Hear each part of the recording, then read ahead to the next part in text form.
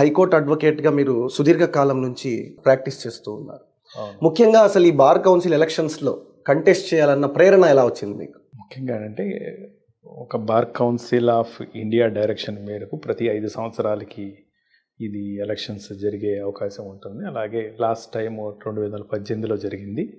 Due to Covid reasons ఒక 2 సంవత్సరాలు extend అవ్వడం, ఇది 2026లో జరగడానికి అవకాశం రావడము. అలాగే ఇది ఒక స్టాట్యుటరీ ప్రొవిజన్, ఒక కాన్స్టిట్యూషన్ ప్రొవిజన్తో, ఒక యాక్ట్తో ఏర్పడిన బార్ కౌన్సిల్ ఎలక్షన్స్ అనేదానికి చాలా ప్రాముఖ్యత ఉంది.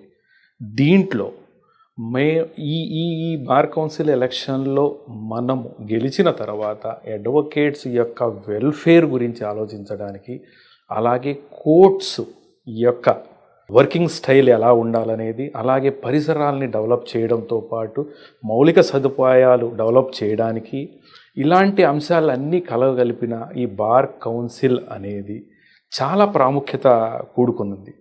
ఇది స్టేట్ ఎలక్షన్, పూర్తి స్టేట్ ఎలక్షన్గా 13 జిల్లాలు, అంటే ఉమ్మడి 13 జిల్లాల్లో అన్ని బార్స్లో 150 బార్స్ ఉన్నాయి. ఇప్పుడు 150 బార్స్లో ప్రతి రెస్పెక్టివ్ బార్లో 13వ తేదీ ఫిబ్రవరి నెలలో 2026లో ఎలక్షన్ జరుగుతుంది.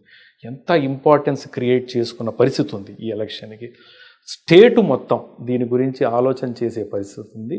అలాగే ఈ ఉన్నతమైన బార్ కౌన్సిల్ ఎలక్షన్లో నాకు ముఖ్యంగా కలిగిన ప్రేరణ ఎలాగానంటే, ఇంతవరకు వెల్ఫేర్ రిలేటెడ్ సీనియర్స్ ఎవరైతే పార్టిసిపేట్ చేయలేదు అనట్లేదు, సరిగా చేయట్లేదు అన్నట్టున్నాను.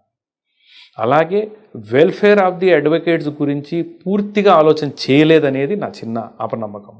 అందుకని ఈ వెల్ఫేర్ రిలేటెడ్ ఆపర్చునిటీస్ వాళ్ళకి క్రియేట్ చేయడానికి, ఉన్న అవకాశాలు అడ్వకేట్ ఫెటర్నిటీకి అందజేయాలనే ఉద్దేశము.